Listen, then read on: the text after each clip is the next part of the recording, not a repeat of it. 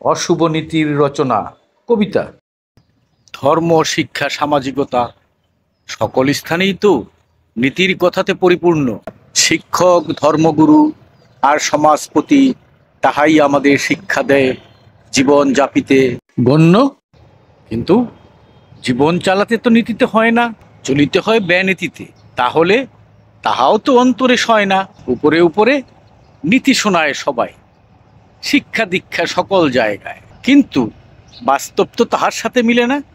বাস্তব তো সকলই ব্যনীতি, চালায় তাহা পিছু ওরটাই। আর মুখোশের আড়ালে সবাই তো নিজেকে ভালোই প্রকাশিত করে। মুখোশের আড়ালে যে রূপ তাহা ব্যবহার করি কালো টাকায় দুহাত ভরে। প্রকৃত শিক্ষিত সৎ যিনি, যে শিক্ষা তিনি নেন, তা দিয়ে তো দেখি কিছুই চলে না।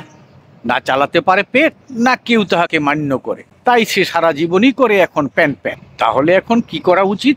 পাঠ্যপুস্তকে কি আপনারা ব্যনীতির যে পাঠ্যগুলো আছে তাহা লিপিবদ্ধ করে দিবেন প্রকাশিত করে? যে নীতিতে জীবন চলে তাহা প্রকাশিত করা মানুষের জীবনের তরে। চান্দা ধান্দা আর ঘুষ কামারি এগুলা কিভাবে চালাতে হয়, লোভ লালসা আর ফাঁকি ঝুঁকি দিয়ে কিভাবে আয় করিতে হয়, সকলই এখন ব্যনীতির পাঠ্যপুস্তকে লিখিয়া ভরিতে হয়। চাতুরামি যে করিতে না পারে সে তো এখন রাস্তায় রয়, আর চতুর দোলেবরা এখন তো দেখি বড় চেয়ারে বয়। শিক্ষায় পরিপূর্ণ সকল নীতি কথা, এখন তো মনে হয় এগুলোই যাতা। চলিতে হবে ব্যনীতিতে, এগুলা বুঝিতে বুঝিতে জীবন পারে এখন তো দেখি ঝরা পাতা। চলতি পথে মানব জীবনে ওই সমস্ত মানুষরা বলে না একটি কথা, 2 নম্বরই কঠিন বিদ্যা, আবার ভাবে ভঙ্গিতে বুঝায় ইহা যাতা। তুমি কি দেখিয়াছ স্কুলের দৌড়ে প্রথমকে রেখে দ্বিতীয়কে ধরতে? ধরিলেই প্রথম, কিন্তু বাহিরের দর্শক আবার তাহা পারে না মানিতে। ভালোকে রেখে মন্দকে তরাই। তাই তো মাঝে মধ্যে দেখি মাস্তান ছেলের পিতা করিতেছে বড়াই।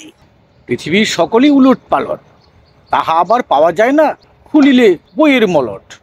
জানি ক্রিয়েশন আছে এই বিদ্যাতে, করিতে হয় মাথা খাটিয়ে কঠিন চালে। মাঝে মধ্যে আমার মনে হয় সকলে যদি এই সকল নীতিকথা সব ভুলে বলে, তাহলে তো সকল পেঁচিয়ে গুছিয়ে একেবারে তালে গোলে।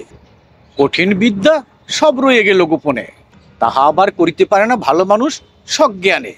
বিদ্যা, ধর্ম, নীতি সকলই তো পেঁচিয়েছিল আইন কানুনে। তাহলে প্রশ্ন থেকে যায়, মুখোশ পরা মানুষরা পারিতেছে কি চলিতে, নাকি পারিতেছে না? গুণেও মানে। আমি শিল্পী মোহাম্মদ শাহাবুদ্দিন। সকালে ভোরবেলা যখন আমি হাঁটতে বের হই শীতলক্ষ্যা নদীর পাড়ে, তখন আমার মাথায় সমসাময়িক সামাজিকতা নিয়ে কিছু কথা কাজ করতে থাকে। সেই কথাগুলি আমি কথার বুননের মাধ্যমে আপনাদের কাছে তুলে ধরার চেষ্টা করি। আমি এগুলাকে কবিতাই মনে করি।